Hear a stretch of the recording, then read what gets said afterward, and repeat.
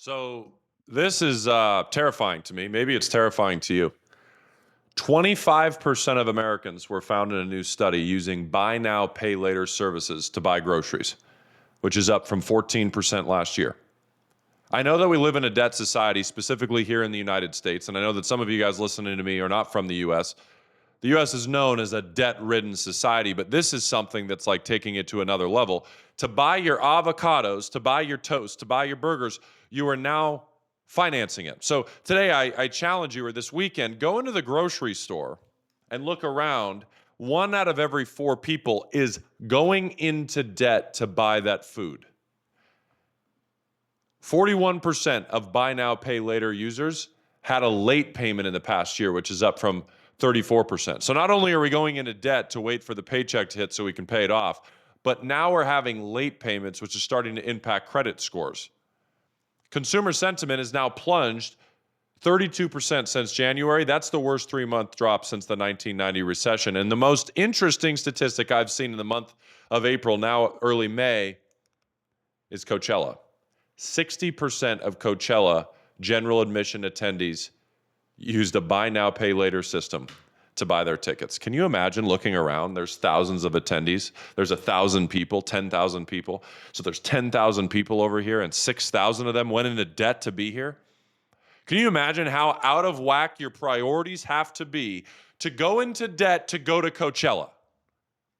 That is the society we're living in. And as I read through this, interestingly enough, this week, I was testing and looking through a couple different articles about this. And the one that stuck out to me was, of course, the groceries. But in the same week that this article came out, really the same total week, Saturday to Saturday, look what happened in the U.S. Early this week, we saw job openings reports dwindle. Let me find it for you. Job openings reports dwindled this week. 7.19 million. We expected 7.49. That's the lowest that we have seen in years. Earlier this week, we also had our first forward GDP estimate coming in negative 30 basis points. We expected positive 20. That's a 50 basis point swing. The economy is no longer doing as well as we thought. And third, unemployment claims came out at 241,000, higher than previous and expected. That's a fairly significant uptick. Nothing above 264,000, which is sort of my magical number, 264 and higher when I think you need to start sounding the alarm. But everything is starting to uptick. I think you're starting to see the first little signs of this debt society cracking. Quite literally, the lower and the middle class are being squeezed out of this entire game that we talk about on my channel, where we inflate our way out of problems as a government, and it's squeezing the people at the bottom the most. They just simply can't afford to live. We conducted a survey with 2,000 U.S. consumers ages 18 to 79, and around half of them reported using buy now, pay later services. Half of them reported using this. That's in everything. And 25% saying that they're using that for groceries. A lot of people are struggling and looking for ways to extend their budget. Inflation is still a problem. Interest rates are still really high. There's a lot of uncertainty around tariffs and other economic issues. And it's all going to add up to a lot of people looking for ways to extend their budget however they can. For an awful lot of people, that means leaning on buy now, pay later for the better, for the worse. He said, I do think it's going to get worse, at least in the short term. I don't know if there's a lot of reason to expect these numbers to get better in the near term. Guys, this is interesting because what we're seeing right now is now a society that is starting to get to the end of their road. The end of the road, what I mean by that is sort of like a high water mark. You get to the point where first COVID hits, everybody gets their money, credit card utilization drops through the floor, almost one of the lowest levels in history. Nobody's using credit. And now all of their savings are dwindled. It's said that about 60% of people could not afford a $1,000 emergency. Remember that. And now they're starting to use debt in order to survive. But here's the end of the road that I want you guys to start thinking about. At some point, their debt limits are reached. Because if we look back at this statistic, Not that one. This one. Yep, this one. 41% of those users made a late payment in the last year. Well, if you're late, that means you don't have the money to pay it back. Well, at some point, you're late enough times that your credit score starts to drop because your utilization goes up. And then at some point, your credit card score starts to drop so much that you can't get new debt. You can't go get new credit. The banks start to get worried, which is exactly what's happening right now. Once they start to get worried, guess what happens next? You can't get any more credit. Well, if you can't get any more credit and you can't pay off your credit cards, you end up hitting your ceiling at some point. You're like, hey, I got no money left. I can't even pay the minimum. I can't even do this. I can't even do that. Now I'm donezo. Now we start to see people going into potentially bankruptcy.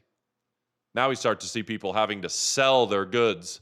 And now we go into a deeper and deeper recession. So keep an eye, number one, on that forward GDP level, because the worse that GDP gets, the worse we get towards the recession. I was just looking at the betting odds, because you can bet on the odds of a recession if you didn't already know that.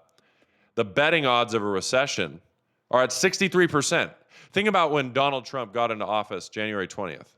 It was 18%. We've gone from 18 to 63% in the matter of just a handful of months. The odds of a recession is now at, as of today, when recording of this video, I'm not sure when you're going to see it, but May 1st, 2025, 63%. That's interesting to me, because this tells us that this entire thing is starting to crumble around us, and the Fed hasn't reduced rates yet. In fact, if you go to the CME forecast and you look into this and you look at the aggregated data, we have a 94% chance that the Fed will not cut rates next week on the 7th of May. A 94% chance that they will not cut rates. That's a 64% chance in June that they will finally cut rates, but still a 35% chance they won't. So it's not like we're guaranteed to get rate cuts coming soon. The Fed doesn't want to get into a period of stagflation, so they're stuck between a rock and a hard place right now. The Fed's saying, if we cut rates, I have a concern that inflation will go up, and then we have to raise rates again, and that's not good. If we don't cut rates, the concern is that the economy gets too slow, and then they have to cut rates quickly, and that's also not good. So they're trying to play this middle game where they don't cut too fast, but they don't know what to do. Stagflation is the worst enemy in this case. That's what I'm watching for. But guys, I don't know if people know what to do anymore. I like this quote. It's really important to be cautious when they use these things, because even though they can be really good interest-free tools to help you kind of make it from paycheck to paycheck, there's a lot of risk in mismanaging it. I don't know, and this is again going back to what Billboard said, 60% of Coachella attendees. Off-shift YouTube video for you guys. 60% of people. Could you imagine? 60% of people finance going to this concert. You couldn't even pay me to go. And you're going into debt to go. That's the society we live in today. For you guys listening to this message, I think it's more important than ever that you get a secondary source of income. I don't know what that is for you. You need to make some extra money, because as the economy starts to shut down, you don't know if you're the next person to not have an income source. You don't know if you're the next person to be laid off. You could look at this and say, man, I can't imagine people doing that. You might be one of those people. You need to get an extra source of income, because once you have an extra source of income, at least that's going to help you mentally realize that you're not just one layoff away from financial suicide. You have a chance.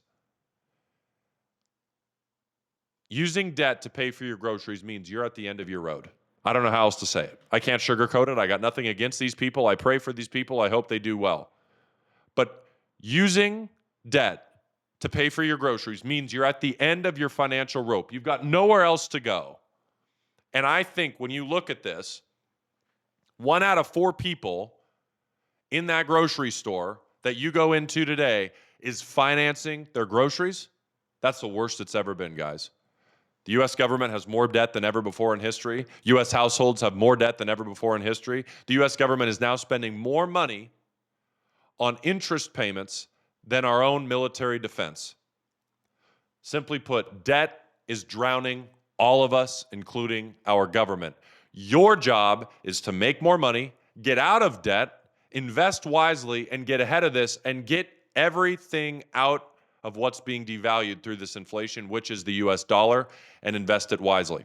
If you guys want to see more off-shift, just random YouTube videos with less editing and more raw feel, all you got to do is comment below what your thoughts were and let me know that you want to see more videos just like this. And as always, don't forget to subscribe and click that like button. We'll see you on the next video.